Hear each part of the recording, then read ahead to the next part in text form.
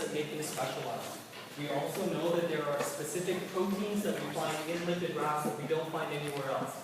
Do you guys remember what those proteins are? Alveolins. Perfect. We also know that in those lipid rafts, in some of those lipid rafts, we can get the accumulation of different types of receptors and their effectors. That's another point, again, that is specific to those lipid rafts. And in addition to that, we can use these lipid rafts to remove receptors through a process that involves alveolins through what are known as alveoli. And that's really it. That's all you need to know. If you can remember that until Wednesday, you'll be okay. Can you remember all of that until Wednesday? I guess we'll find out on Wednesday.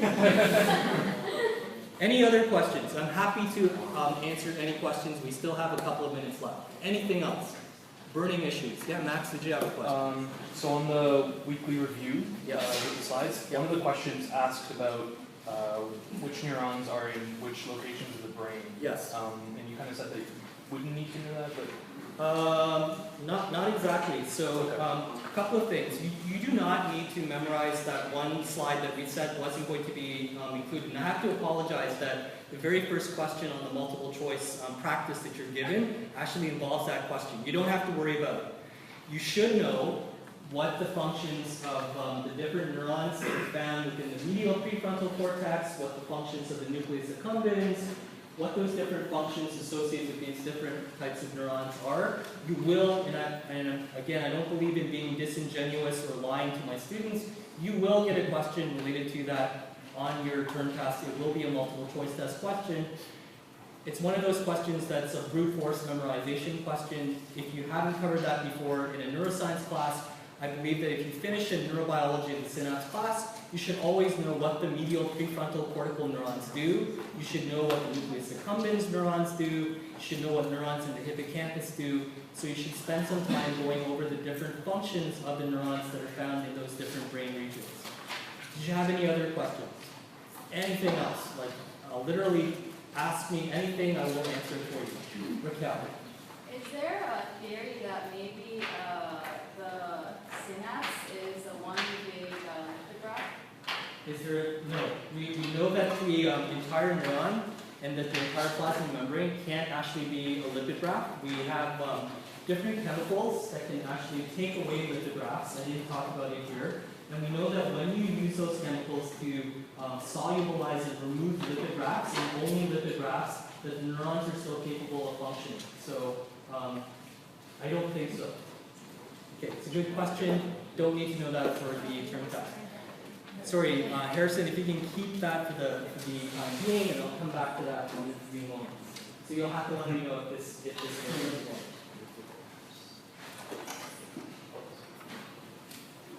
one. Okay, so what I'm going to be talking to you about today is sort of a continuation, and it's a really important lecture. And I'm going to talk about this pink sheet. It's also going to be available online. You're more than welcome to pick up extra copies if you wish. The short answer questions that you see here on the back, these are ones that will be very, very similar to the ones that you will get on your upcoming term test. And if you have any questions, tomorrow is your day to come in and make sure that you get those questions answered for you. You can also get them during the break. They're not going anywhere, I promise. So I'm going to be talking to you about a couple of different things today, and I need you to understand that we have a very, very short timeline.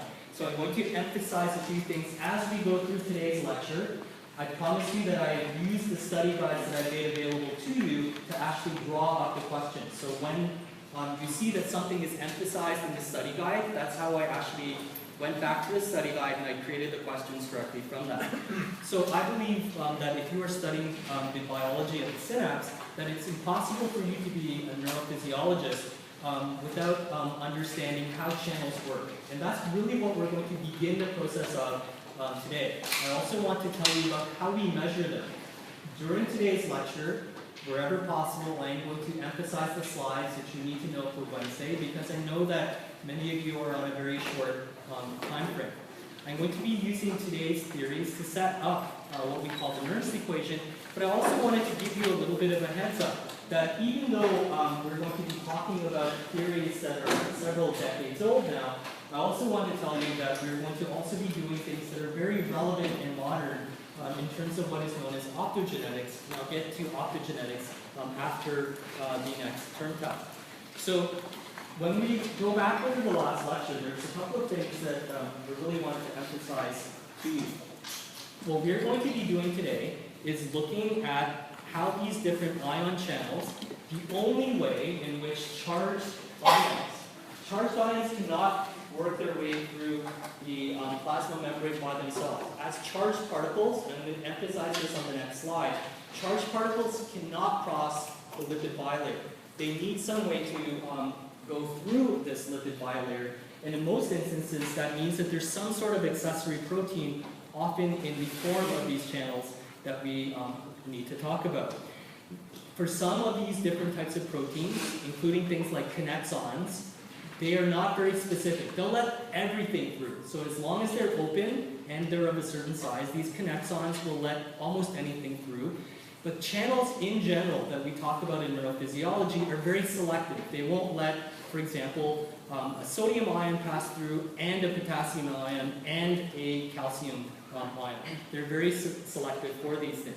You don't have to memorize this diagram, nor do you have to worry about this diagram, but it's there to show you that there are many features of these channels that only allow for certain types of ions to pass through. I'm going to tell you that you do have a multiple choice test question related to this particular slide. And I'm going to take you through this slide in some detail, and I'd like you to make sure that you go back and revisit things related to tetrodotoxin. But the idea is very, very similar. So far in this course, we have really been talking about two different types of channels. One channel, which you should make sure that you know in detail, is a ligand-gated ion channel. That ligand-gated ion channel means that a ligand or a chemical binds to a channel, and after it binds to it, it opens it up. What was that ligand-gated ion channel that we talked about? So it was the nicotinic acetylcholine receptor, and you should make sure that you know that. We talked very briefly when we looked at tetrodotoxin that we have a voltage-gated channel. It opens when there's a change in the voltage across the membrane. And today we're going to be looking at what causes this voltage change across the membrane to normally exist. Another type of open channel blocker, in addition to tetrodotoxin, is what is known as a local anesthetic. A local anesthetic is something that your dentist will use, or an MD will use if, for example, they want to be able to treat you without giving you a general anesthetic.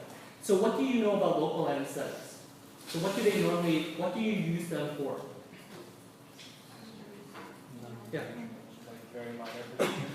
Okay, so minor procedures. But why would you want to have a local anesthetic for a minor procedure? What does the local anesthetic do?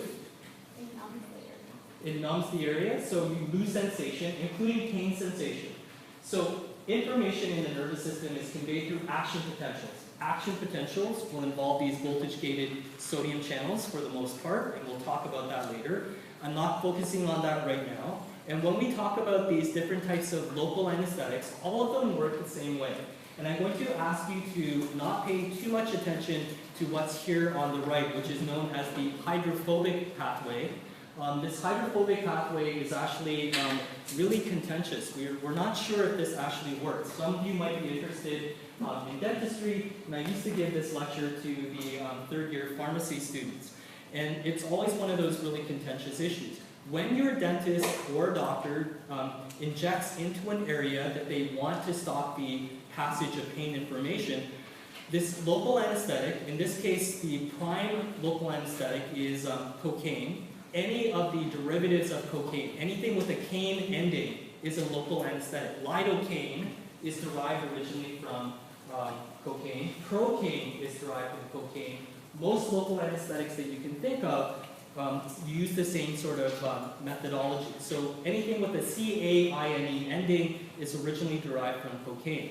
Cocaine is really a non-charged molecule. This is a substance that is non-charged when it is injected. It can cross through this lipid bilayer fairly easily as a result. Once it gets inside the lipid bilayer, so you're seeing it being injected out here in the extracellular space, it gets injected, it crosses this lipid bilayer, and through what is known as the hydrophilic pathway, which is well described, and the mechanisms are well known in pharmacology, Once inside the cell, this cocaine will actually become positively charged. So it gets trapped inside the cell. As long as the neuron or the cell has the positively charged cocaine within it, it gets trapped inside the cell.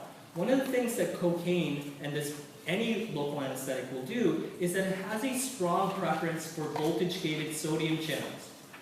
And again, it's not shown here, but the sodium channel part of this is over here. So these voltage-gated sodium channels are actually attacked by these local anesthetics. These local anesthetics sit in the middle of this pore, and it is now blocking this pore. Look at this diagram really carefully. Is this channel, the way that it is drawn for you, is this channel open? So just look at the channel over here. So this channel on the right is closed. You can actually see that it is blocked off internally. Is this channel here on the left open or not open? This channel is open, but it is being blocked. And this is why we call it an open channel blocker. Because the channel itself is open, the substance that is blocking it sits in this open channel, and as a result, nothing can actually flow through. One analogy that I was sharing with some of the students earlier, if we were using this doorway as sort of a model, so if this represents the channel, this pore is now open, and this pore will allow different ions or different types of individuals to pass through. If, however, I were to stand in the middle of this door, it would be really hard for you to exit through this doorway. And that's one way to think of this open channel blocker. The channel itself is open, but something is blocking you from exiting that doorway. It's the same idea here. So I'd like you to make sure that local anesthetics, things that end in cane, are things that you know are going to be open channel blockers of things like voltage-gated sodium channels, as I mentioned here. Do you have any questions before I go on? Yes, Carter. Is cocaine used like by cocaine people is cocaine is still used in certain procedures as a local anesthetic. And would it be applied like with injection? And like how does it differ? Like if you take it recreationally, you don't take it recreationally. It's really bad for you.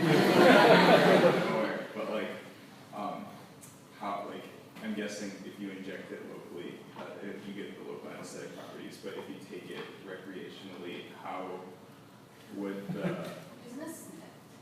it's but yeah. Okay, we can talk about cocaine at some other point. Let me mention a couple things because we have a lot to cover today. So cocaine actually has a number of different functions. One of its main functions is numbing, or the blockade of sensory signals back toward the brain. We don't inject it, generally speaking, everywhere. It's used in the eye, for example. We still use it because of the circulation in the eye. If you have small blood vessels, cocaine will also act on blood vessels to cause vasoconstriction. It can actually cause the lack of blood flow to certain areas as well. So if you were to inject it within organs that actually have end vessels, like your nose, it will actually cause necrosis because of the block of blood flow to those substances. So we don't try to inject it in every instance. Lidocaine is a much safer substance. Procaine is a safer substance. There are a number of alternatives that are much safer and also don't have the risk of having addictive properties with them. Okay, and we'll talk maybe more about that later on. It's a great question, but I do have a lot to cover, and so I wanted to make sure that I cover as much as I can to get you ready for Wednesday. So you should make sure that you know that previous slide, and you should make sure that you know that it is an open channel blocker. Okay, one other thing, and you don't have to worry about all of the details on this particular slide. It's really to emphasize one point that I made in the last lecture, which is this, that when we are looking at these ion channels, for the most part, as long as there is a concentration gradient, and as long as this channel is open, these are passive transporters. We don't need energy to cause you to leave this room. So as soon as it hits 3 o'clock today, I'm not going to have to force you out. You're going to leave by yourself, right? And it's the same idea that these ion channels are passive transport systems. So please make sure that you understand that. We don't need ATP for any of these processes. However, with that said, I did want to introduce you to this primary active transport that many of you will have heard of as the sodium-potassium transport, or the sodium-potassium ATPase. However you have identified it before, I wanted you to have a better sense as to why this is important. And this will be important a little bit later on. So these transporters are required to maintain those concentration gradients that I just spoke to you about. Again, we need to be able to transport sodium ions outside of the cell, and we need to be able to transport potassium ions inside the cell. And this is primarily the way in which we need to consider this. So we need to transport 3 sodiums out, and we need to transport 2 potassiums in for every time an ATP molecule is being used up. Now, if we're looking at how this ATP molecule is used up, now, again, I believe in being really honest about my expectations for you. You need to know this diagram because you get a multiple choice test question based on this diagram. It might be the same sort of diagram you've seen before, but my guess is you haven't seen it in quite the same way as is represented here. So this is the overall transporter system, and this transport system actually works in several different stages.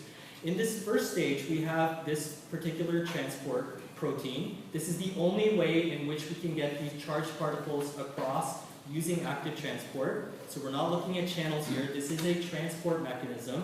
And what happens is that when this protein undergoes a conformational change, the inward-facing binding sites have a very, very high affinity for sodium. So this is open. Sodium will come in from the intracellular side and bind to these high affinity sites that you see here on the left.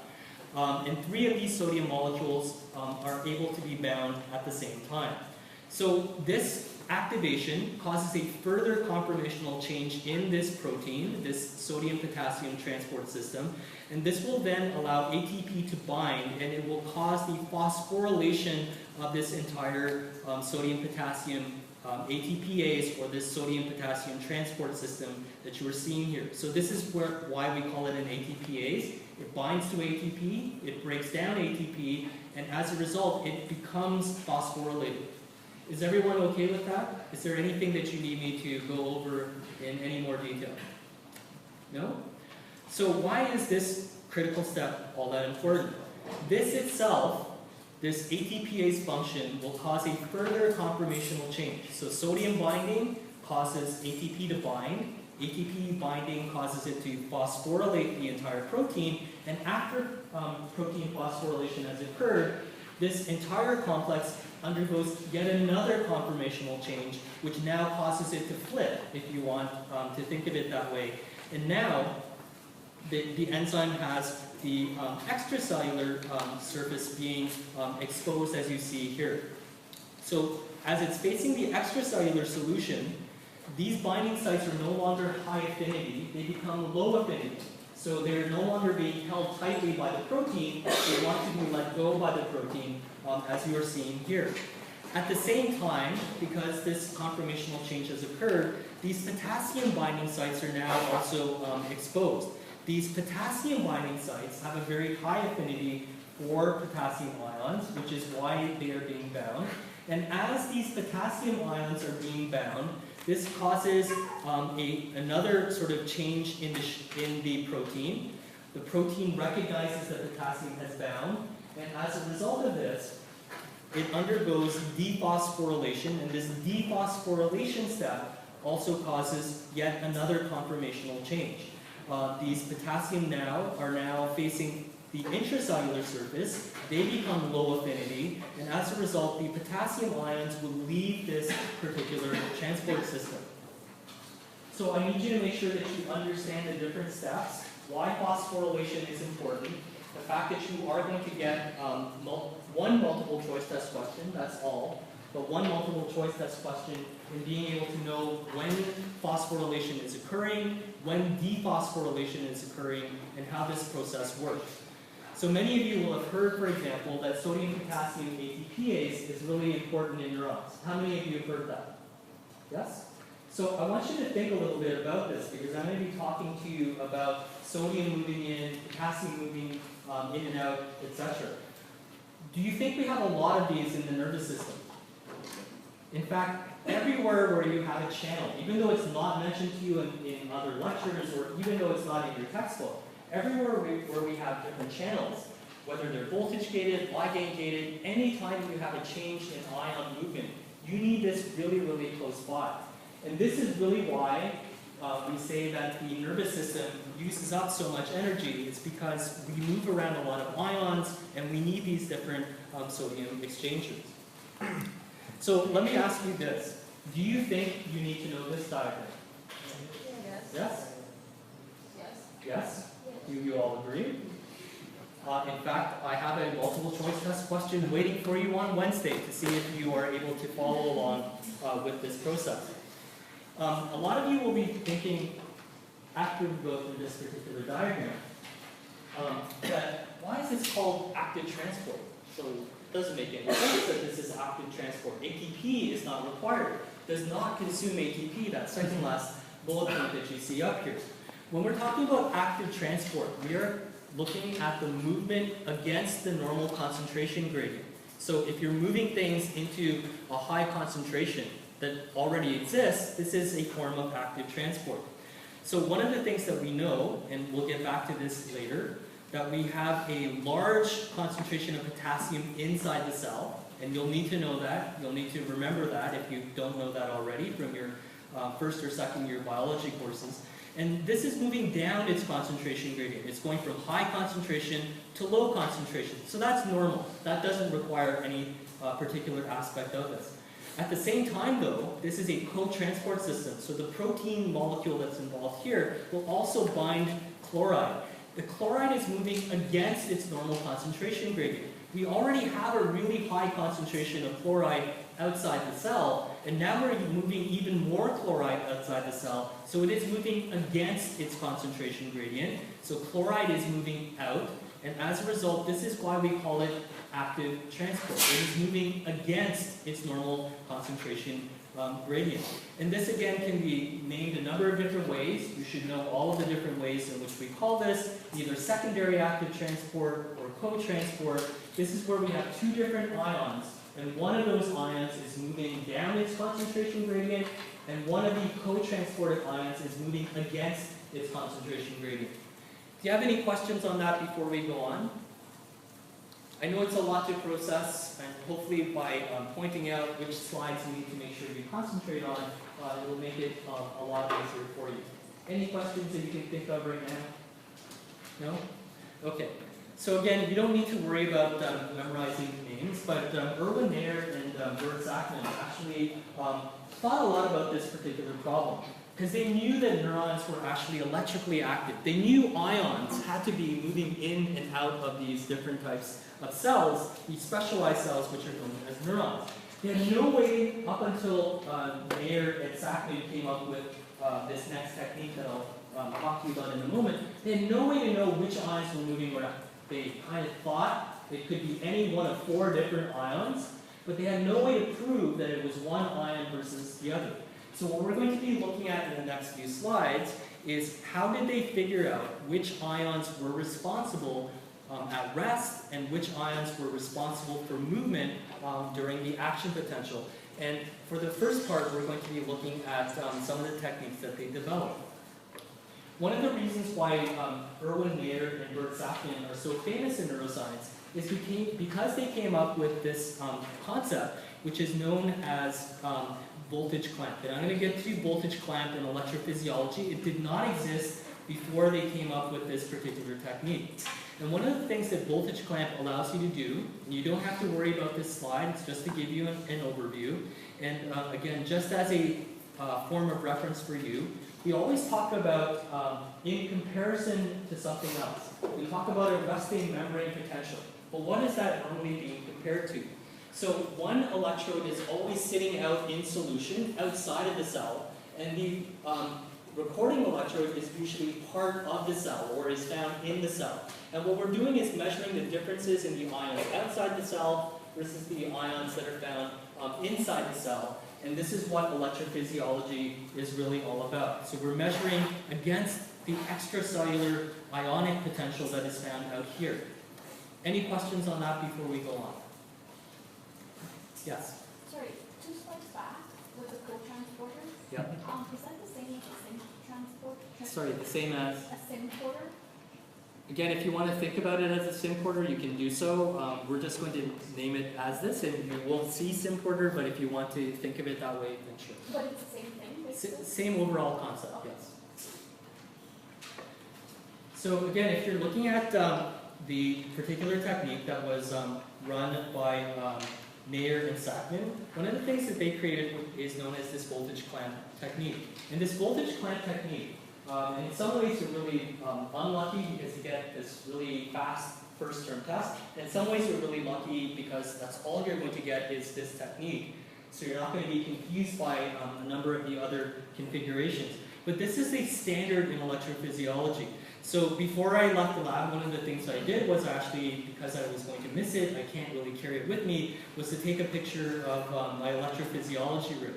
And one of the things that you'll see is that when we're measuring for these really small cells, first we have to be able to see these cells. So you need a microscope and you need a lot of amplifiers. So most of the electrophysiological equipment actually amplifies this really, really small signal into this really massive signal that is more easily detected.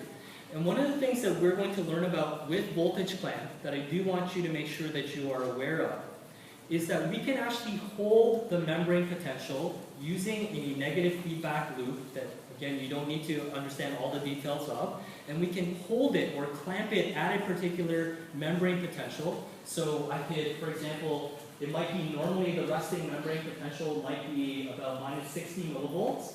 Using electrophysiology, I could, through a electrode, I could hold the resting membrane potential or the membrane potential at -50 millivolts. Or I could decide I might make it a little bit more positive and make it -40 millivolts. Or I could decide that I want to make it even more negative and move it all the way down to -80 millivolts. So this allows me to control the membrane potential at whatever I want. And this is why we call it voltage clamp. I clamp the membrane voltage that I measure in millivolts at whatever I am particularly interested in.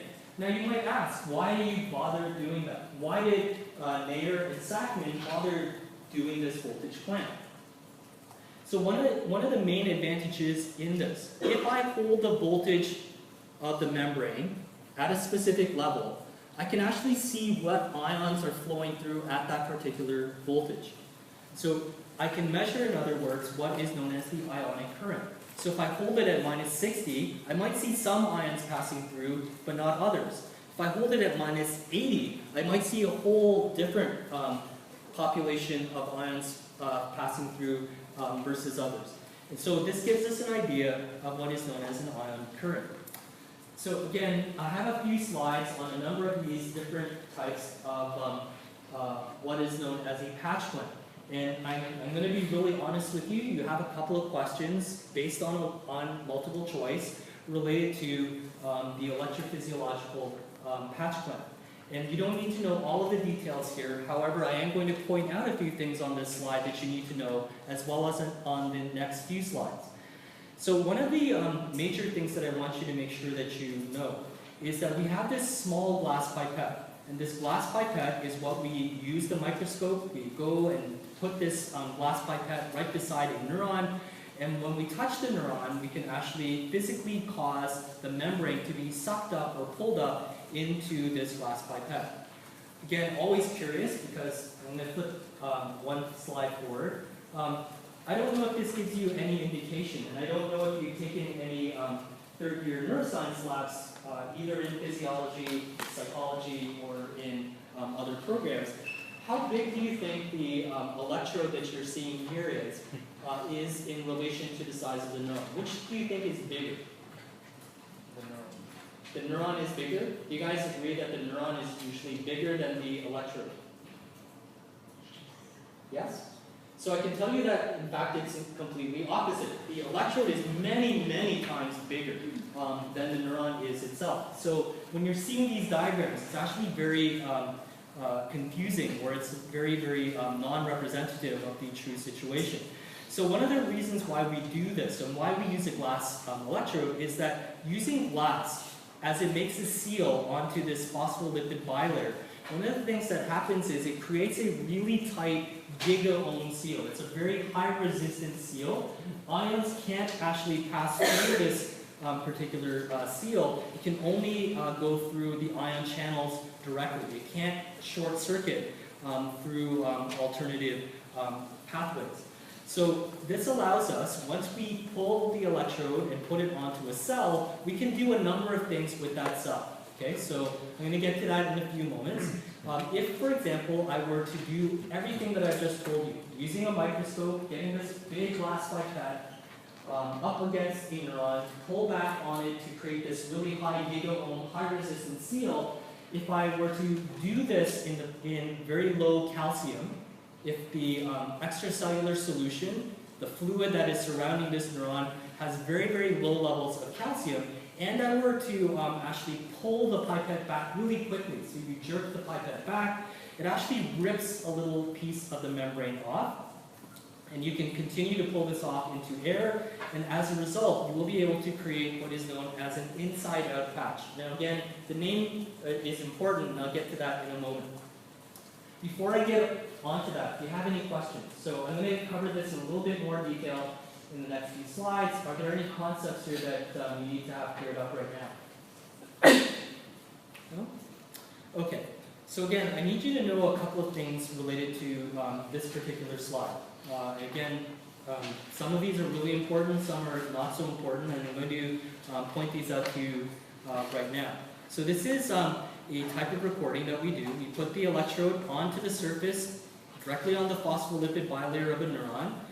This means that the neuron has a number of ion channels. That is the only way in which ions can go across this particular membrane.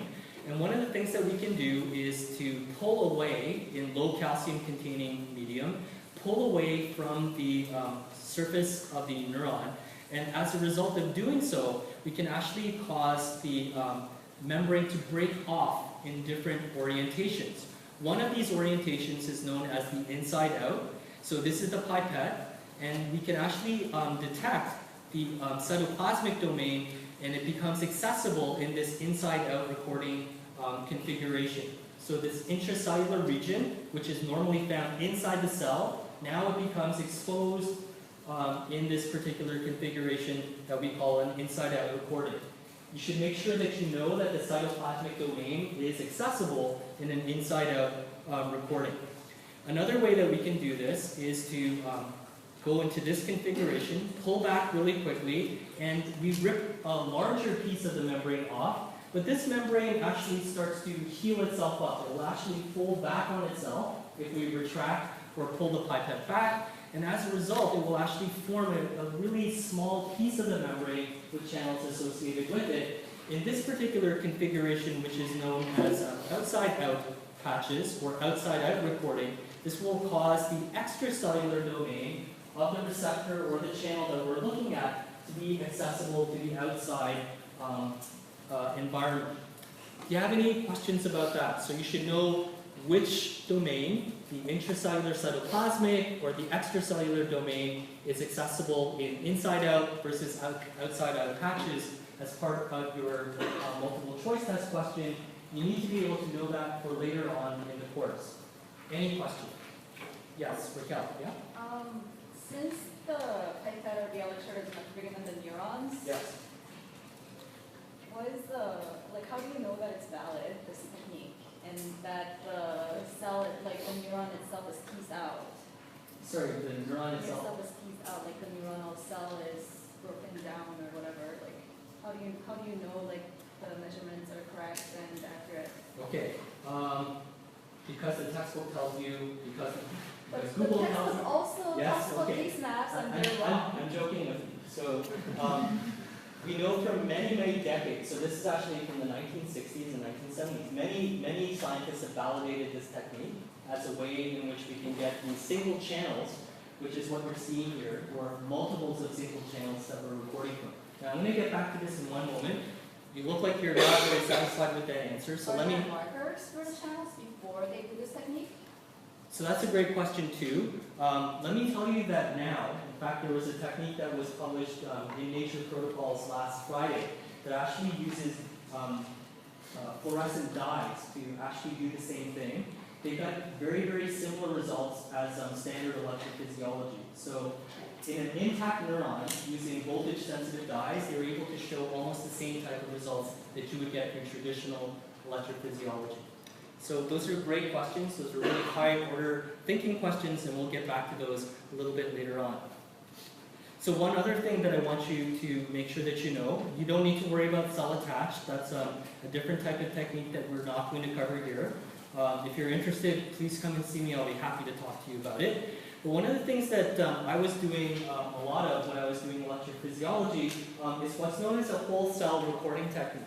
And one of the reasons why we use what is known as a whole cell is when I put the electrode on a neuron and I break through that little piece of membrane, and my electrode is continuous with the entire neuronal cell itself. And so this whole cell allows me, and this is what you should be taking away, in this configuration that you see here, this whole cell channel, this whole cell recording allows all of the channels, every last one of the channels in this neuron to be recorded at the same time. I can look at any of the channels, not just one or two at a time. These inside out or outside out patches only allow single channels or multiples of single channels to be examined at a time. And again, that's one of the rate limiting steps that we have here. Do you have any questions before we go on? So again, whole cell, I want you to make sure that you know all the different channels, all the ionic channels are being recorded from simultaneously, and outside out and inside out, as well as with the previous slide, are where we're recording from single channels only. Okay, so one is everything on a neuron, and one, like inside out and outside out, we're only looking at small numbers of these different channels. Yes? For the previous slide, with the cytoplasmic domain and extracellular domain accessible, Yeah. what exactly does that mean? Does that mean like the fluid could actually go in through that pore created by the suction and pipette, or is that... Sorry, so if you're Yes. looking at this particular recording configuration, so I could actually put in, so imagine for a second that in this particular outside out patch, after I've generated it, that in solution I could actually apply things like acetylcholine. So if acetylcholine was capable of binding to this extracellular region, like the 2-alpha subunits, then it would cause the activation of that particular acetylcholine receptor if that's what I pulled out of that patch. Okay, so it allows me to look at the ligand, or it allows me to look at the extracellular side or the extracellular surface of the channel. Oh, okay, and the fight first after the other. And also for the intracellular or cytoplasmic accessible domain, it would be the reverse. I would be able to access and activate the intracellular side. So for example, it's a very bad example, but since we just covered it, this is normally for channels, but imagine this was like somehow pulled off in ATPase, and now I wanted to see the role of phosphorylation on the intracellular side. Then I would be able to use the intracellular side to have different chemicals that would phosphorylate and dephosphorylate that sodium-potassium ATPase. So there are reasons why we do this. Any other questions? So those slides do expect a couple of questions on multiple choice, all those different things that I mentioned to you about inside out and outside out. I promise there are no tricks that are involved. I want you to make sure that you are comfortable with that being tested. Any questions before I go on? Because we still have a lot to cover, and I want to make sure that I get through all of it, and then to go through the quiz with you. There are only 4 questions, but I want to go through that with you as a class. So why do we bother doing all of this, and what's the advantage to doing all of this? So one of the things that we can do, and I want to be really careful about this, because I want you to understand that this is a very unique scenario. So in this particular configuration, I just pulled off a patch of membrane, okay? And it doesn't matter what the configuration is. I'm sorry, that's a very unappetizing answer, but I'm only looking at a patch, which means that I have a group of channels that are associated with the membrane. And one of the things that I can do is control what is in my electrode. So that would represent the intracellular concentration. And I can also control what is on the outside of the membrane which would be the extracellular solution, which is the bath that you are seeing here. Okay, so I can control either of those. I can control what I put in my pipette, and I can control what is found in the extracellular bath that you see here at the top. Any questions on that? Any? No? So here is this particular scenario. Let's imagine for a second that I have pulled off a patch of membrane that contains potassium channels. These potassium channels are not things that we have talked about previously, but I wanted to go through this with you. Let us assume for this time being that I have put into my intracellular electrode 150 millimolars of potassium.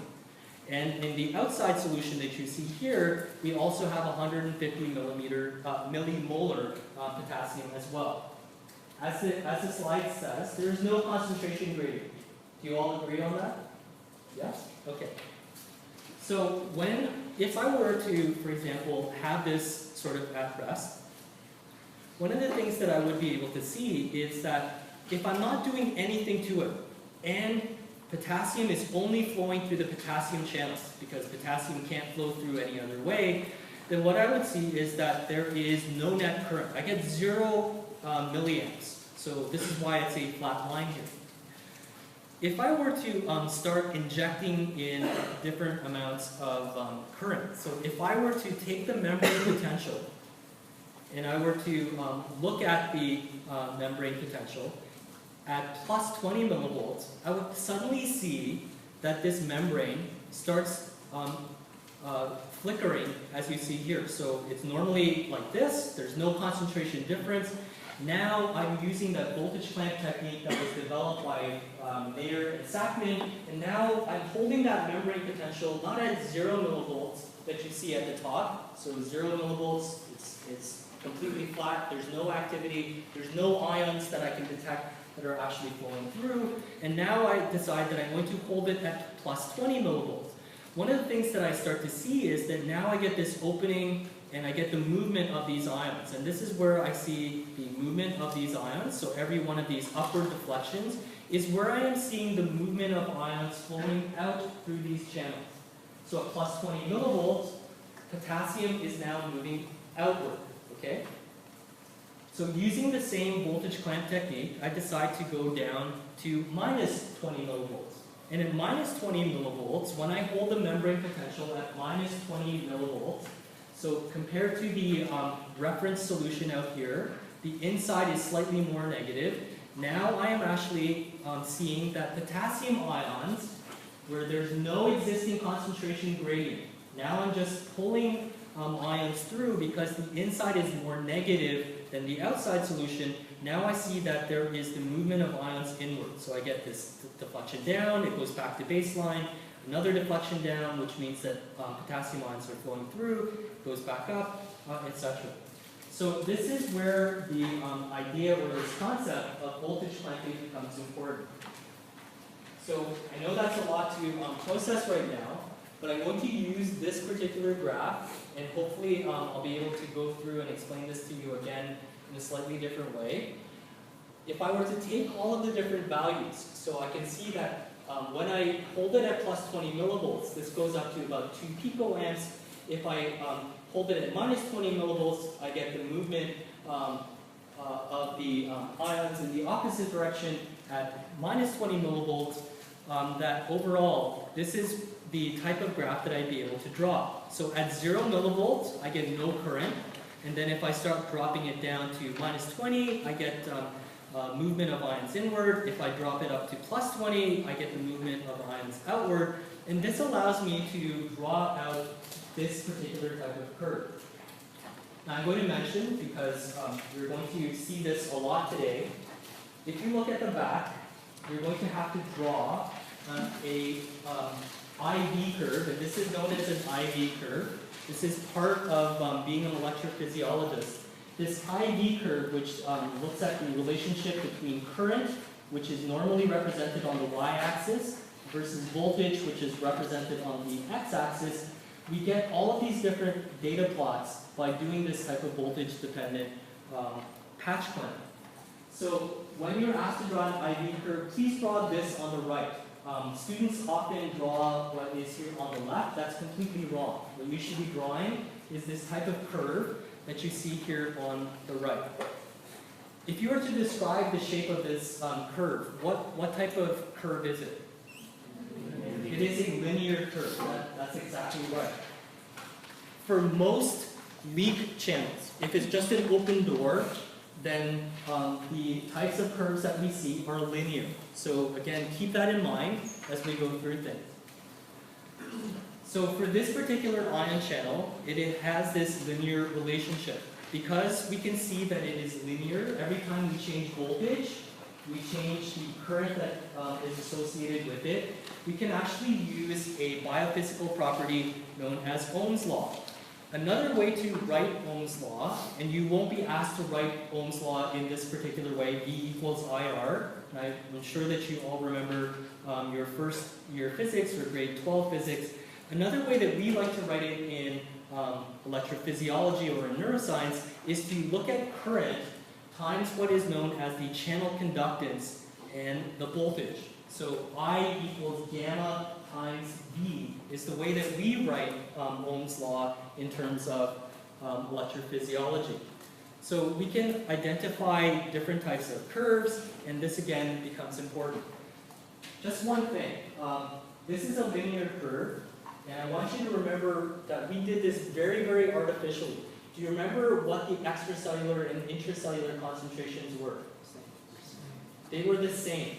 This is very, very different than a neuron. A neuron normally doesn't have identical intracellular and extracellular concentrations, so keep in mind that this was very, very artificial for the time being. So just keep that in the back of your mind.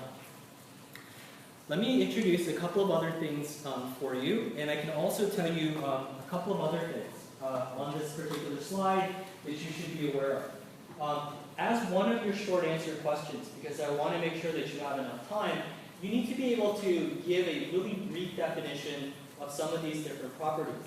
So when we're talking about these channels opening and closing, that we can measure either electrophysiologically or through equations, it's really important to remember that the ion channel conductance that I just showed you, that gamma in this particular equation, this channel conductance depends on a couple of things. It depends on whether or not the channel itself is open. If it's closed, nothing is going to flow through this. Another thing that we have to keep in mind is we have to have a concentration gradient or a concentration difference for conductance to occur. So an open channel just means that you have the capacity for ions to flow in and out of the channel. It doesn't mean that ions are actually flowing through. I'm not walking through that door. It just shows you that it is open. Unless I actually walk through it or ions actually pass through that open channel, then we have a property of conductance. So we have a channel that's open and ions are actually flowing through that particular channel. Why do you think that might be important?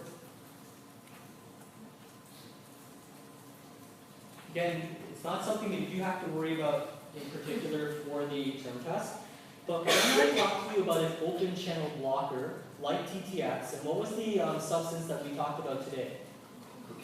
Cocaine. Okay, so don't tell your parents that we talked about cocaine in class, but if you were to look at an open channel blocker, the channel itself is open, therefore it is permeable, but ions are not flowing through. Is that therefore conducting ions? It is not. So the channel itself is open, but cocaine or TTX is physically blocking it so that ions aren't passing through, so it's permeable but has no conductance. It is a small technical difference, but a really important one. So again, we know that this last scenario that I just mentioned, where you have 150 millimolar outside and 150 millimolar inside, is very, very artificial.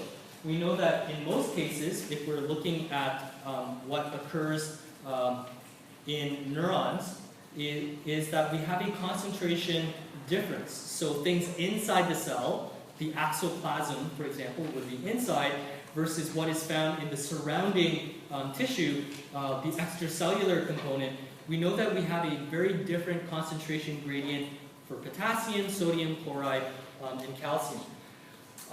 Nair and Zachman knew this. They knew that there were these concentration differences. Their biochemistry back in the 1960s was good enough to know that there were these really big differences between the inside of the cell and the outside of the cell, which you don't have to memorize, but they weren't able to figure out what ions are actually moving around. So let me take you through how they actually figured out this resting membrane potential. So at rest, when we look at a neuron, or any type of cell for that matter, we know that there is a steady electrical potential that exists across the cell membrane. In other words, there's a difference between ions on the outside and on the inside. That's an electrical potential difference. And this is generated by having a concentration difference across this membrane. So ions want to be able to go from high to low, and there's a concentration difference, but that these ions also have electrical charges associated with them. So that means that there's a membrane potential difference associated with them as well. We know that potassium is concentrated or has higher concentration inside the cell, and sodium and chloride are concentrated outside of the cell. So this is the way in which we denote all of that. Intracellular high for potassium, outside or extracellular sodium is high versus chloride also being high outside the cell. So if we were to take a look at a normal ionic equilibrium, and we were to use standard electrophysiological properties, we would be able to identify an ionic equilibrium for this potassium. So we know, for example, that potassium is normally found higher inside the cell than it is outside the cell. For most neurons, this is the value that we would be able to identify, that there is about roughly 90 millimolar potassium inside and about 3 millimolar potassium outside the cell. Those numbers, again, not things that you need to memorize. So in this particular scenario that you see here, what's going to happen? Potassium move from inside to outside. Yes, can potassium move from inside to outside? Can I operate this wall? The channels are open. Are there any channels here?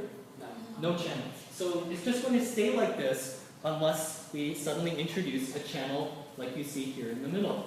So if we had a channel, a way for potassium, and only potassium to move through this particular opening, then indeed, as your colleague mentioned, potassium will flow out of the cell because, again, it goes from high concentration to low concentration, just as you've learned in biology and physics. But one of the things that we would see is that if we kept this open, that after a while, potassium would stop moving out. Even though there was still a concentration gradient difference, even though it looks like it's decreased a little bit, we'd still have a lot of potassium inside the cell and very little outside the cell. It would stop moving. We wouldn't see this efflux of potassium. And this is because as potassium starts to move outside of the cell, the potassium positive charges start to accumulate on the surface of the membrane, and actually will start to leave a potential difference across the membrane. So potassium leaves, it doesn't diffuse very far. So if you've ever seen a fire drill and you've ever had a fire alarm, and you know that students rush outside of the classroom, they actually kind of cluster around the door. They don't actually go very far, right? And it's the same idea here, that even with the door open, potassium doesn't go very far. They stay relatively close to the membrane.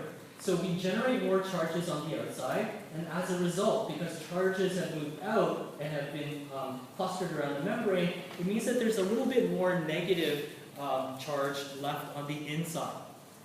So this potential difference starts to exist.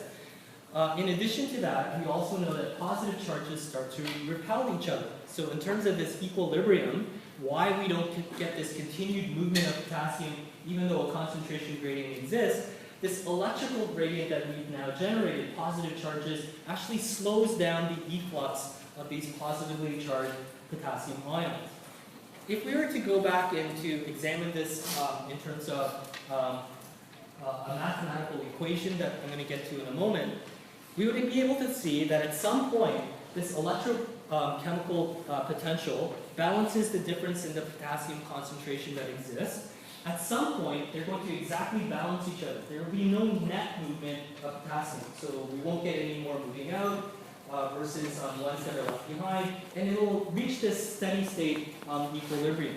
And as a result, we talk about the equilibrium potential for each of the different ions that we are interested in. So why don't we take a quick break now? I know I've just hit you with a lot of different data, and I know that you have a lot of questions that you want to ask. So let's take a 10-minute break. I'll be available for questions if you have them, and we'll come back in about 10 minutes.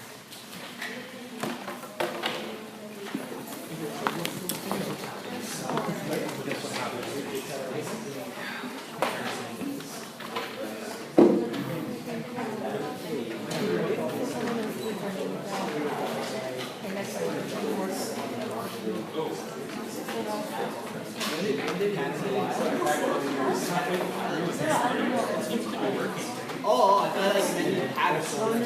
Sick.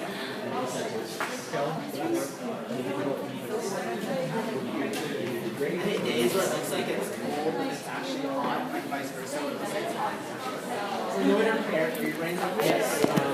Those are just. As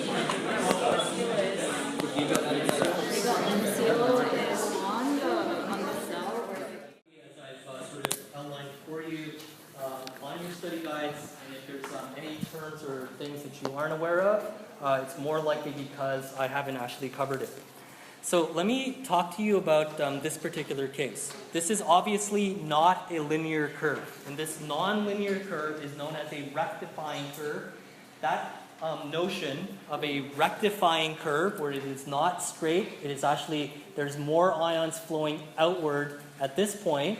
So we always talk about the flow of ions out above the x-axis up here. So 2, 4, 6 represents ions flowing out. And anything below the x-axis actually represents ions flowing in. And you can see that we have much more ions flowing out than we have ions flowing in for most of this curve.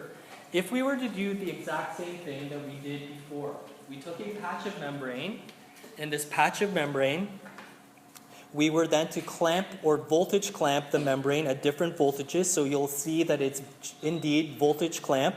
You would never draw this. You would always draw this IV curve on the right, never draw these individual channel recordings. But we see voltages here, so 0 millivolts, 20 millivolts, minus 50 millivolts, 100, minus 100 millivolts. These are all voltages. And if we were to take a look, the channels that we see and the ions that flow through, so it's closed, it opens, ions flow through, and then it closes again, ions flow through, it closes again, etc. We would see that we get the size of these different changes that we have here are actually much, much bigger.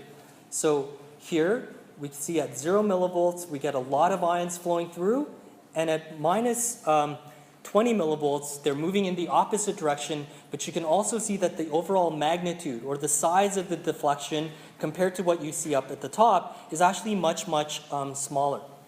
And again, at minus 20, it's still in the same direction. It's in the opposite direction at minus 100 millivolts. It's actually going inward, which is what you're seeing down here. Indeed, ions are flowing in. There's just not as much.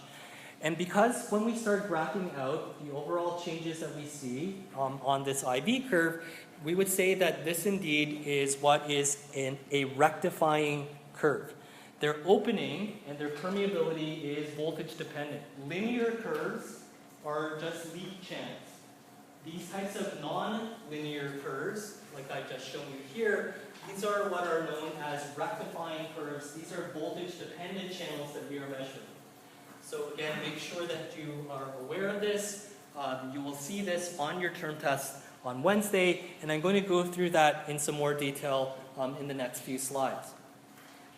We can represent all of this, and we can represent what is known as the balance that I talked about earlier with the potassium ion. We can look at what is the exact change in the membrane potential that is dependent on the concentration outside the cell and inside the cell. We can identify this not through electrophysiology, but mathematically through what is known as the Nernst equation. The Nernst equation allows us to validate or to make sure that what we are recording in a patch clamp mode is actually valid. And again, you don't have to worry about having to write this out. I can guarantee you that you don't have to write out the Nernst equation. It's for your own information.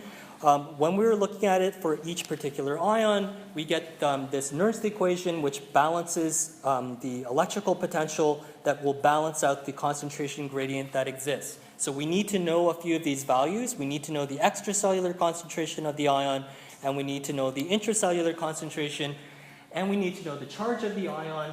And if we know all of those, we are able to calculate the Nernst equation, or the potential that would be required to balance this difference in the concentration gradient.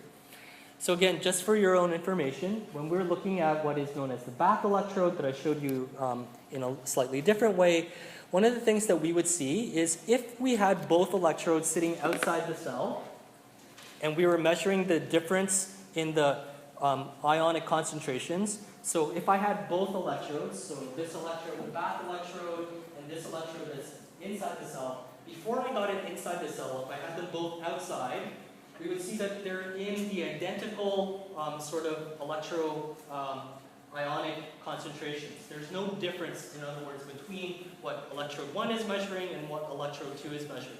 Okay, is that clear for everyone? Since there is no difference, we would actually see that it does indeed show up as 0. As soon as I start moving in this electrode inside the cell, and now inside the cell, we know that there are different ions compared to the outside, what we would see is what is known as the resting membrane potential. And this will be steady inside the cell at about -65. So compared to the outside solution, which is what this back electrode is measuring, inside the cell is actually more negative. It has a potential difference of about -65 millivolts. So how does this all come into play? And why is this really all that important? So let me take you through a couple of things. We know, for example, that we have at least 4 ions that we need to worry about.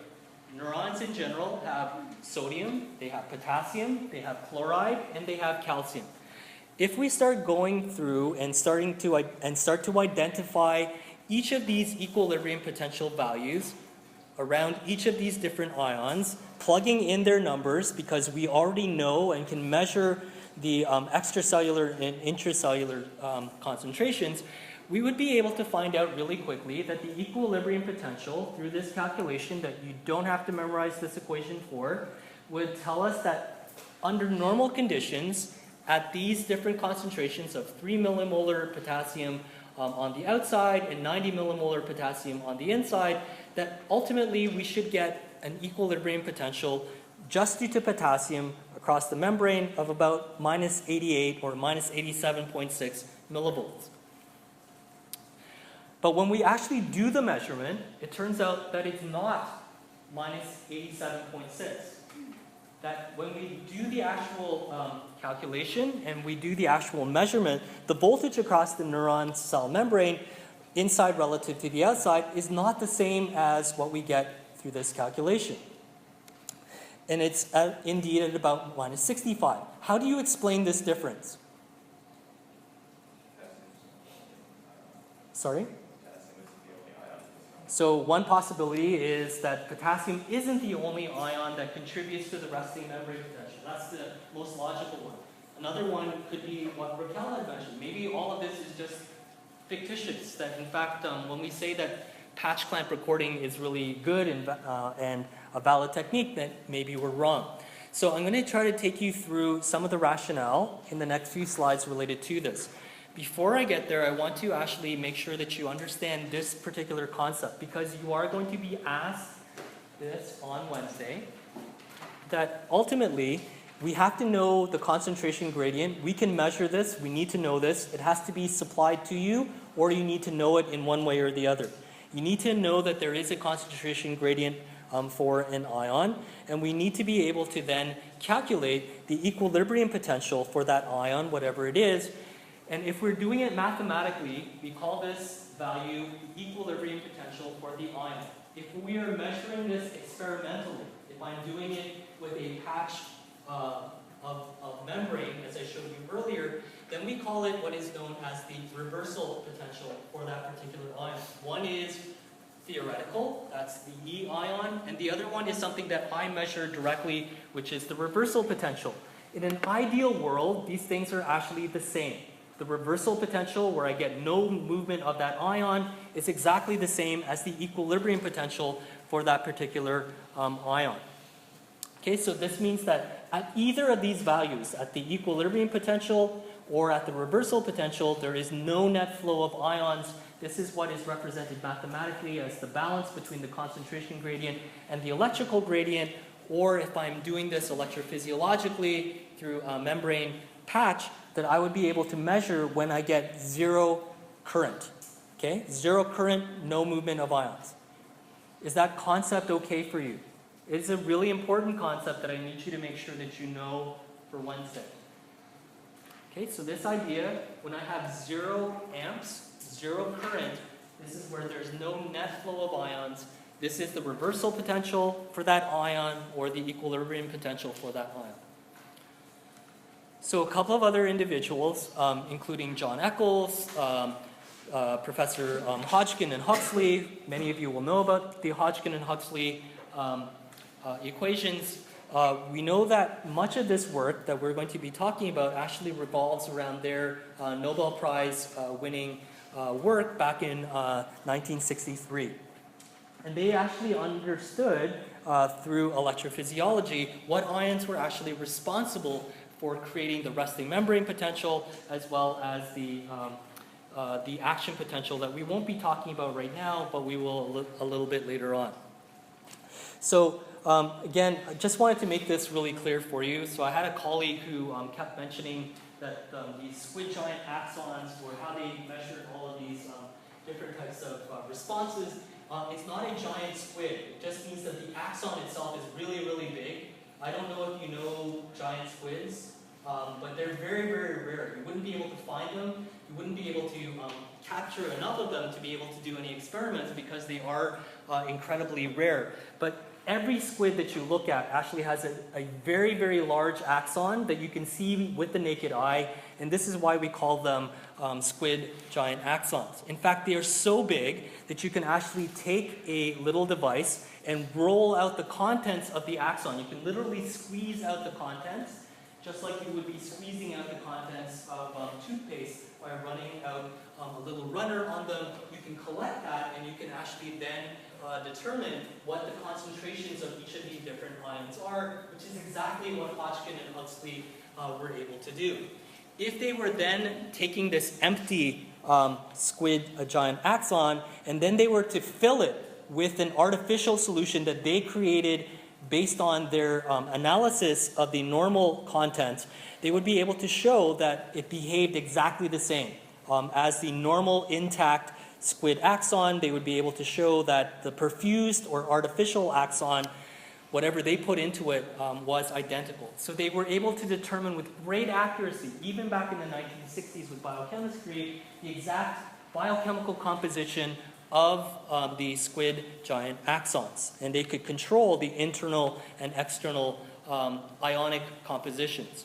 Again, you don't have to worry about all of these different values on here, but they knew back in the 1960s that in fact there were really only 4 ions within the giant squid, within human nervous system as well, that they needed to worry about. It's really potassium, sodium, chloride, as well as calcium. I've just went through the same calculation with you in a slightly different way. If we plug in their numbers, it would be actually even a little bit more negative. We came up with minus 87.6 using 3 millimolar and 90. If you plugged in some of their numbers, they found that it would be at about minus 93 millivolts, even more negative than what we had found before. They measured the actual resting membrane potential using the same techniques that we've just gone through at about minus 65 to minus 75. It bothered them. They weren't able to account for all of this missing membrane potential. Why is this the case? They thought that based on only the equilibrium potential, that potassium should be the key driver. They were stuck exactly like you are probably thinking about right now. How do we make up this discrepancy? It turns out that the membrane, indeed, just as your colleague Armin had pointed out earlier, that there is a little bit of a contribution of sodium.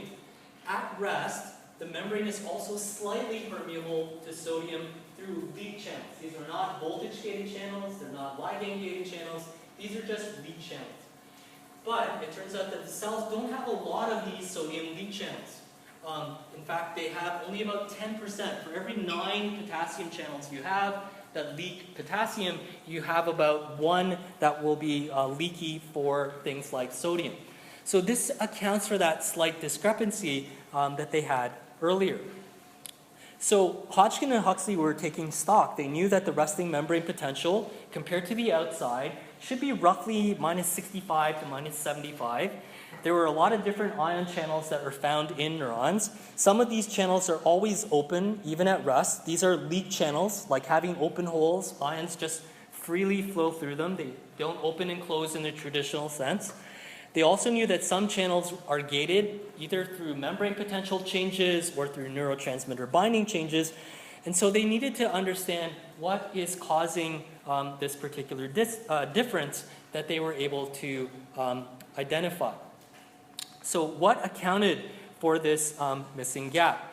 So they decided to go back and try to figure this out mathematically at first. And one of the things that they knew, very similar to our discussions earlier, this gets into this idea of a driving force. Again, I'm not going to be disingenuous. I'm going to tell you that you need to be able to identify driving force. You need to know the equation for driving force.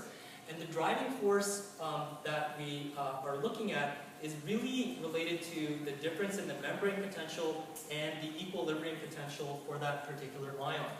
The farther away that they are from each other, the bigger the driving force that you have. Okay, so the normal resting membrane potential, what is it?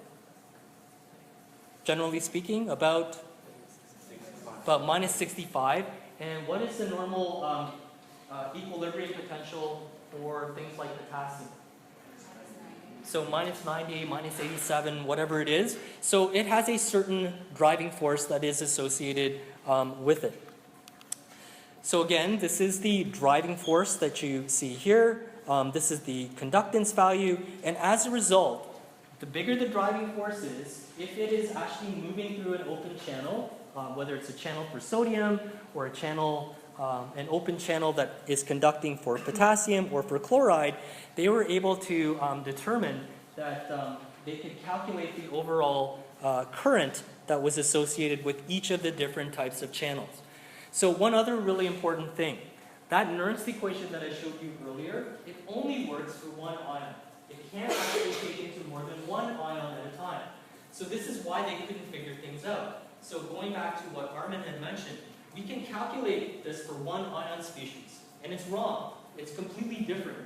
And they knew it was completely different from their experimental recording values, and that's because the Nernst equation only applies to one ion at a time, and obviously we have at least 4 to worry about.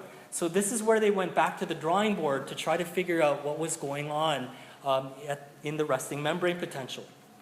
So again, a couple of things to keep in mind. This is a good slide for you to come back and review over the next day or so. So there's a couple of really important things. So this value here, in brackets, represents the driving force. If you are asked to come up with a definition of the driving force for an ion, you can use this. I'm perfectly fine with you using this value as the driving force for this ion. This is the driving force for another ion, and this is the driving force for chloride. This is also a really good functional working definition of what conductance is, which is the average number of channels that are open at rest and also allowing ions to flow through. This is a really good slide for you to circle and come back to for really simple definitions. So they already knew that the equilibrium potential for chloride was actually really close to the resting membrane potential. So any changes in chloride concentrations, they already knew from Nernst would have very little effect on the resting membrane potential. So for a resting membrane potential, they knew that out of all of those different ions, they could exclude chloride. I'm not going to go through the rationale right now of why they could exclude calcium, but they came down to 2 different ions. They came down to both sodium and potassium being the dominant ions that control the resting membrane potential. Using the same sort of logic that we are using now, one of the things that they were looking at is, if they were in exact balance and they were to mathematically describe this, they knew that they could manipulate the resting membrane potential by changing the conductance. If it was more, if there were more channels that were open for potassium, and the conductance for potassium was greater than it was for sodium, then the membrane potential would move closer to that of the equilibrium potential for potassium. Nothing crazy there. If it was closer to sodium, or the conductance was bigger for sodium than it was for potassium, then they knew that the resting membrane potential, if more ions were moving through sodium channels, would actually move closer to the equilibrium potential for sodium. And this is what they were able to figure out. This is what they won the Nobel Prize for. Is this really Nobel Prize worthy? How many of you think so? Pretty cool, but Nobel Prize worthy. In 1963, this was it. Like, this was all they had to really show that was going on. So they took this a little bit further. Many of you will know this as the Goldman equation. I'm calling it, just like your textbook does, the constant field equation. And what they came up with was this constant field equation if they were looking at the major players, excluding calcium, and even though they knew that chloride itself wasn't going to be a major player, that this is the constant field equation that they came up with. They decided not to use the natural log, or ln, and they decided to use a base 10 log, which is the 58 log that you see here. This is a constant value that we always have. And then this equation that they came up with, based on what I've just shown you, this constant field equation, or the Goldman equation, actually takes into account all of the different ions. Okay, so now we're not worried, or we're not constrained by one ion at a time like Nernst. We can actually look at all of the ions at the same time. But to be honest, doesn't this kind of look like the Nernst equation kind of mushed together? No, it doesn't look like it at all. And yet again, this is another reason that is cited for their ability to win the Nobel Prize.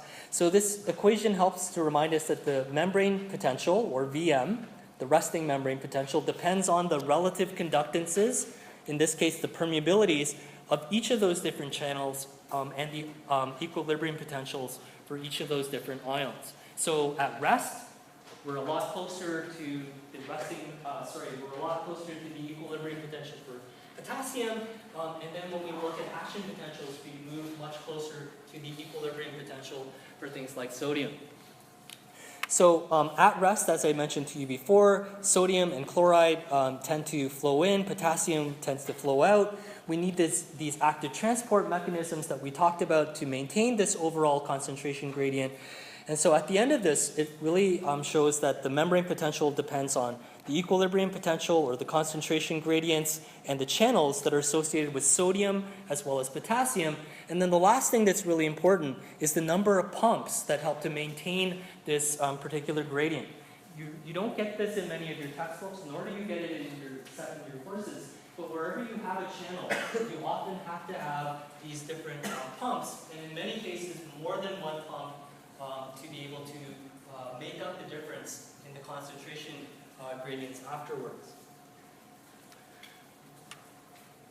So again, just as a review for you, neurons tend to have a higher intracellular concentration of potassium, low intracellular sodium and chloride. So that's the overall change that we're looking at. We don't really worry about chloride because it's closer to the resting membrane potential. So any change in chloride is not going to really impact the resting membrane potential, or VM. So again, before I go on, do you have any questions? Because the next little bit is really important. I want to make sure that you have everything sort of tucked away really well so that you're able to follow everything when you go home and study later on. Any questions? Anything that you're not 100% sure of? How good are you at math? Really good at math? Somewhat good at math? Or like me, not so good at math, and can kind of work your way through problems. How many of you remember your log 10 values? No? Log 10? It's going to be really important. So either tell me yes, you know them, or no, I don't know them. No. Okay, good. Thank you. Doesn't it feel great to know that everyone's in the same boat? So really, we're going to keep it really simple. So a few years back, I sat down with my colleagues to make sure that everyone got the same sort of message on this. So I simplified things for most of my colleagues in HMB, and I think they've been carrying on this tradition. When we look at simple log values, so a log base 10, and we don't normally write the base 10, do you remember what the log of 1 is? Okay, so this again is 0. So if things on the outside and inside are identical, this equals 0. So keep that in mind for the time being. And if we're looking at a log base 10, where we have 10 times more of something outside than inside, what is this equal to? 1. Okay, so this is equal to plus 1. Okay, just keep that in mind for the time being. So when we go back and we start understanding this resting membrane potential, it's very useful to think about it in two terms. One, at rest, we're not talking about any kind of voltage-gated channel. We are talking about leak channels. They're just open. So they're open only to sodium, or they're only open to potassium, but it's a leak channel. Okay, so do you remember what leak channels, their IV curves look like? So you only have learned about two different types, curved, or rectifying, or linear. Which ones were they? So leak channels are always linear, so keep that in mind. And we're going to start working our way through this. I told you earlier that we can calculate mathematically the equilibrium potential, or we can measure this electrophysiologically directly as the reversal potential. This is also, in other words, equal to the equilibrium potential for potassium. So it's negative. Does that make sense? Yes? And earlier on, I went through a calculation with you where I was going through and plugging in the numbers for potassium. And potassium is normally much higher inside the cell than it is outside the cell. And as a result, this is a negative value. So if we were to plug these values in, the equilibrium potential for potassium would be at around, in this case, about minus 60-ish, if you want to think about it that way. Here, when we measure this directly on our patch, we would actually see there's no net movement. We get no movement of ions flowing out of the cell, nor do we get any movement of ions flowing into the cell, which would be below this axis down here. So remember a couple of things, and this is a good reminder. When you are labeling your axes, and you should, this is part of the marks that you will get on your term test, is to make sure that the voltage, you can either do voltage or membrane potential, it should be in millivolts, and again, you can talk about current. You don't really need a value, but you can also use things like picocurrents if you want. Make sure that the axes are clearly labeled. We won't guess that you know that this is voltage or potential and this is current on the y-axis unless you indicate it for us. They're each worth about 0.5 marks on the term test. Make sure that you're doing a good job of labeling. So if that is what we're measuring when we have no current flowing through, so nothing else is going on, and now we start using our voltage clamp technique. And one of the things that we can do, if we start injecting positive charge into the cell, and we start moving the membrane potential to be more positive, then one of the things that would happen is that electrochemical equilibrium that I talked to you about before, at the Nernst, through the Nernst equation, I get no net movement of ions. That's why I have it at 0. There's no current. Nothing's moving through. That's the equilibrium potential. And now what I'm going to do is start to disrupt this equilibrium. I'm going to start making it more positive in terms of inside the cell than it was before. That's no longer going to be in equilibrium. Those ions have to do something to make things go back into equilibrium. And as we start to inject more positive charge into the cell and the membrane potential becomes more positive, then we have to have potassium ions moving. When ions move through a channel, what does that equal? It equals current. Yes, exactly right. So I should be able to see a change in current. And in fact, potassium ions will move out of the cell, which is what I want to be showing you here. So I have made the membrane potential more positive, so it's moving this way, making it more positive. So this is where it's becoming more positive, and when I take the membrane potential and make it more positive, indeed I see that there is more potassium moving out of the cell. Is that okay for everyone? So I've done that experimentally. I've got a little patch of membrane that I showed you earlier, how to dry that patch of membrane. On that patch of membrane, I have these different ion channels, and then as I inject more positive charge into the cell, and making the membrane potential more positive, because it's moving this way, then I see that the potassium ions actually flow out of the cell. Is that okay for everyone? Yes, no, maybe? Okay, so let me try one more thing. What if I were to inject negative charge into the cell using the voltage clamp technique? If I were to move in the opposite direction, again, potassium is no longer going to be in electrochemical equilibrium.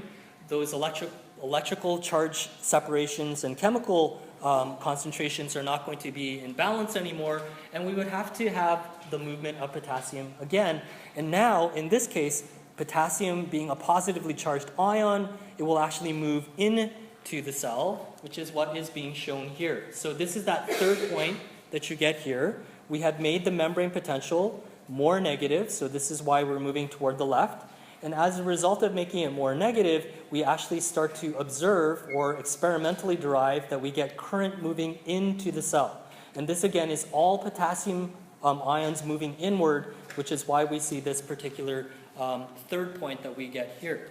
If we were to start connecting all of these together, this would represent the IV curve for a leak potassium channel. This is just a channel that helps to maintain the potassium concentration. There are no voltage-gated things involved. There's no ligands that are involved. This is the IV curve, which again is linear, which is something that you should make sure that you know. I'm going to ask you a really hard question now. You have to really understand this to be able to answer this for me. Is there a difference between the extracellular solution, the ions outside the cell, and the ions that are inside the cell? How many of you say yes? How many of you say no? How many of you are not sure? Okay. So in this particular case, at rest, we know that this is the reversal potential or the equilibrium potential. We know that based on the Nernst equation, that it can't be identical inside and outside of the cell, because if you were to plug in those numbers, which you don't have to, that these cannot be equivalent to each other. So if they were, the log 10 would be 1, and if we plug that into the Nernst equation, this would be equal to 58 log base 10. If the concentrations were the same, and I don't care what they were, but let's say 100 each, that would equal to 58 log base 10 of 1, and that would be 0, right? Is that okay for everyone? But we know, in fact, that it's not 0. If they were identical, it would be 0, but they're not the same inside and outside. We're actually beginning at a negative number, which indicates, again, something a little bit different. And if you're thinking about it, and you should, what this is saying, and hopefully you'll be able to follow along, this is, if they're equal, this goes to 0, because this is log of 1. But this is actually negative. What does this tell you about this ion? So based on this, if we're using this particular equation, we know that there has to be much more inside than there is outside, okay? So we know it's a negative value. You also have to be told one other thing, because you have to be told if it's a positive ion, and potassium is a positive ion, and we know that there's a difference which accounts for this. And if you were to do the 58 log 10 of 1 over 10, this is actually equal to minus 1 times 58. So this part is the minus 1. And as a result, this is why it's closer to the minus 60 that you see here. Do you have any questions related to this? There are a couple of multiple choice, and you need to be able to identify this in a very similar way on the short answer questions as well. So if you have any questions, please come and see me tomorrow. I want to make sure that you're all clear with this on the upcoming term test. Any other questions? Yes? So when you saw like the one in the beginning where it went to the 0, 0, Yes. that's like, that would be like when the outside and inside have the same exact ions? If I wasn't lying to you, yes. Yeah, it look like that would be like not a non-real. Yes, and in fact, I'm going to show you that I wasn't lying to you, that when we go all the way back, and it turned out to be linear, that one of the things that I told you is that the potassium concentrations were identical on either side, which is why it goes through 0. Yes? So we're always going to be assuming that we're counting the inside contents of the cell, not outside contents of the cell. Sorry, what do you mean by that? Our voltage count, like it's going to be controlling the inside voltage. We control the membrane potential by injecting current into the cell. And again, you don't think about it as electricity. What happens is you get this recording electrode, and it actually pushes ions into the cell, and it can push in positive ions or negative ions, making it more positive or more negative inside the cell compared to the outside. Okay? Any other questions? I forget which slide I was on, so please tell me when I'm getting close. Okay, so again, if you're taking a look at this, make sure that you know this particular equation. We've seen it several different times. This is the driving force, which is the difference between the membrane potential that we can measure and the equilibrium potential. And then this gets into this idea of what the current is, which is the conductance times the driving force. And this is a mathematical derivation of the same thing. We can go through and do the exact same thing for sodium. So if, for example, we were to look at sodium, we know that sodium has a much higher concentration outside the cell than it does inside the cell. If we were to plug in the same sorts of numbers, and again, this is for sodium, it's not for potassium, and we were to show that sodium is flowing into the cell, if we did the exact same types of things, this is the IV curve for a leak sodium channel. Now, why is it over here instead of all the way down here at the minus 58 that we saw earlier? Any explanations? Yes? This is also positive, but there's more outside the cell versus inside the cell? Right, so in this particular case, if we're looking at what's going on, one of the things that we're doing is we see that instead of being equal, we now have much more outside the cell than we do inside the cell. And as a result of that, this is why we're starting when everything is in equilibrium at the reversal potential. So I'm hoping that all of you know that this value here, where we get 0 current, this is the equilibrium potential that we can calculate. This is what is being shown here. Or experimentally, we can derive this as the reversal potential. Do you have any idea why we call this the reversal potential? Like, why would you call it the reversal potential? Yes?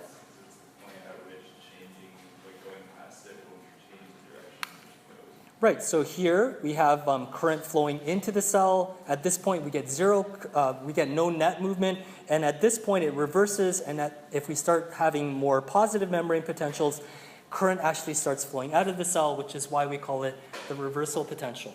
So the last scenario involves chloride. Chloride is a little different. So chloride is a negatively charged ion, and if you were to look at this particular value here, this is -1, so this represents the charge. Normally we don't care because it's usually like +1.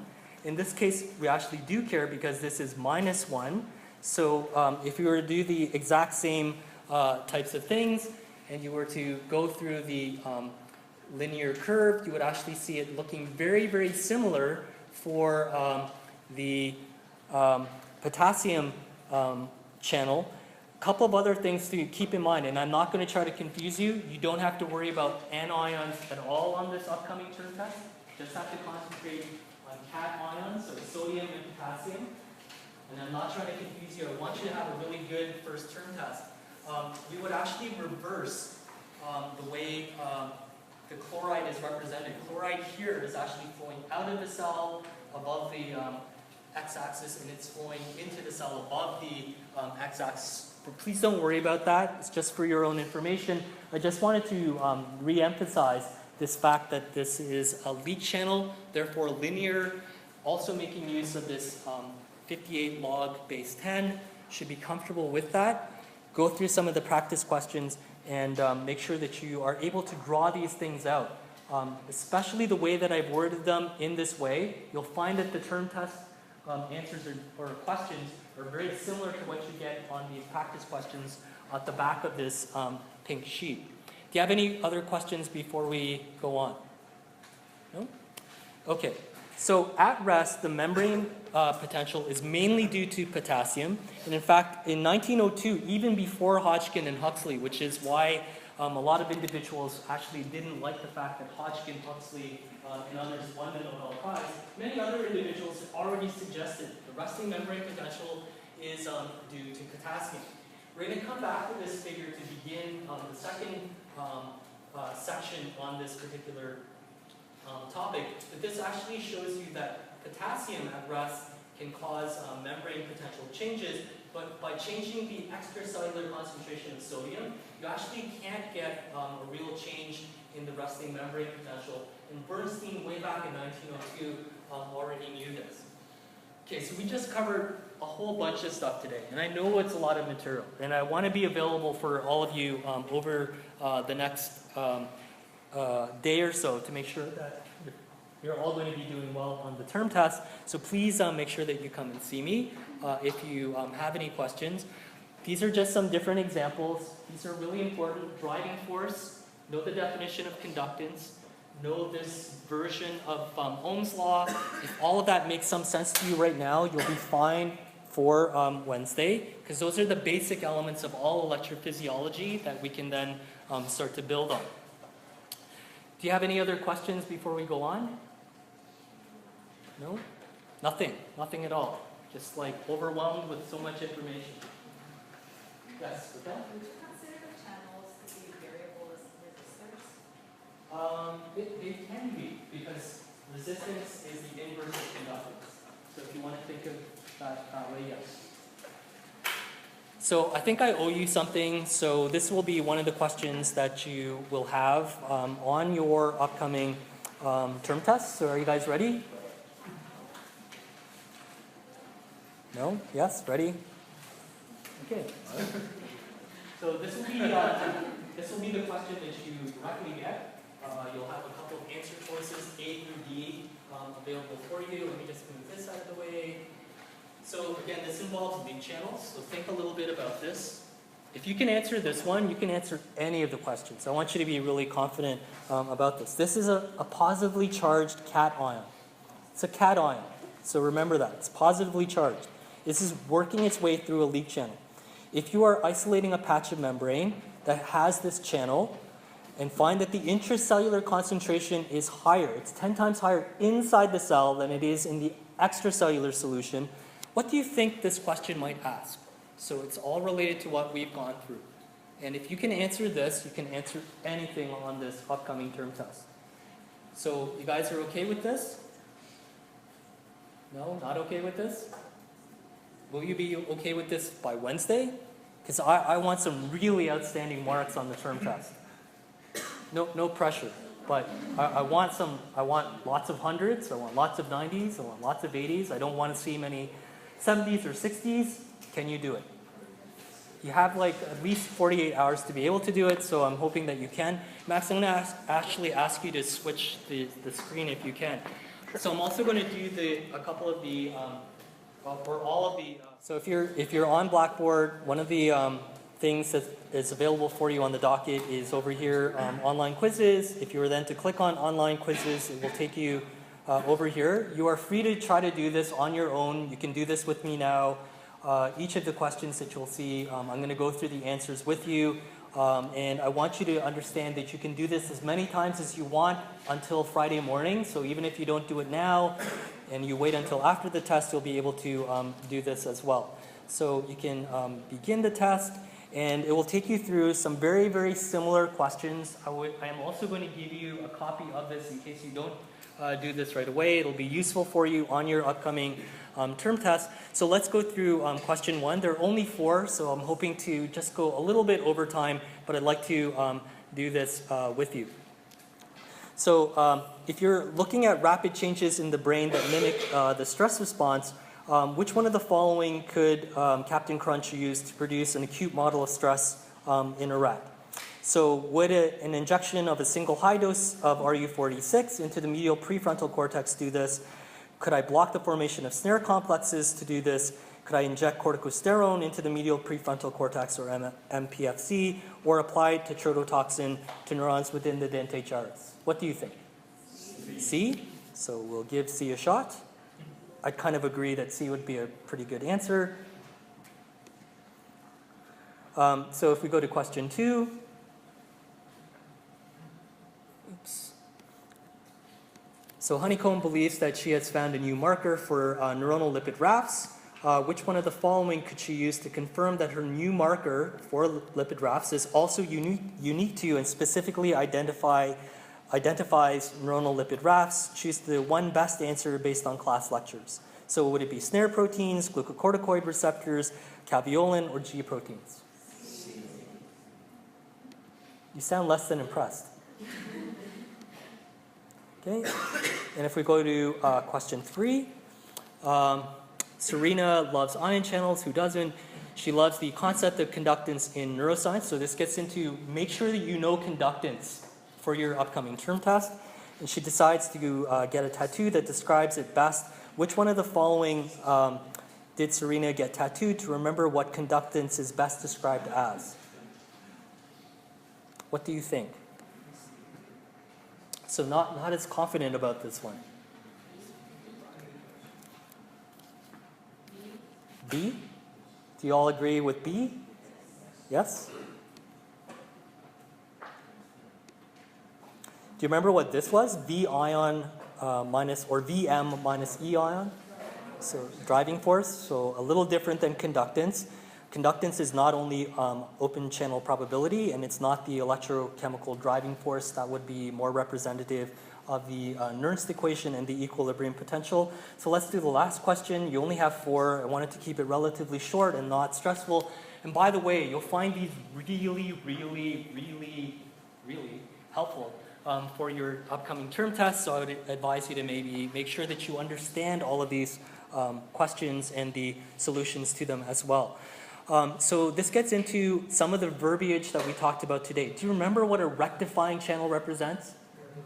So this is, again, probably voltage gated. It's not linear. So which one would she not be able to find associated with a rectifying channel? So it would not be linear, so that's correct. You've identified that. Would the channel have a reversal potential? It would still be able to have like 0 current or net flow of ions. So it's saved answer there. Shall we see how we did? Do you ever get nervous before you actually submit your answers? I'm kind of nervous now too. What if I blow it? You can change it for yourself. You go first, okay? View results. Like it because we're also So if we go through, so the correct answer is C, B, and B. At the bottom of each of these, it will actually tell you like where this came from, which slide it came from, etc. So it is worthwhile. Even if you get it wrong the very first time, it's worthwhile doing it. And just getting the 2% out of the way. All right, I'll see you either in office hours on Tuesday or in EX on Wednesday. Please check back. One more thing before you go. One more thing. On Tuesday evening, for those of you who can't make office hours, I'm going to have a link to a live Google Doc, and we will have an online version of sort of a white page. You can ask any questions there as well. That link will be available starting tomorrow morning. You can ask questions there. It'll be available all evening. I really do want a high average on the term test. Please make sure that you are spending the time studying. See you all on Wednesday.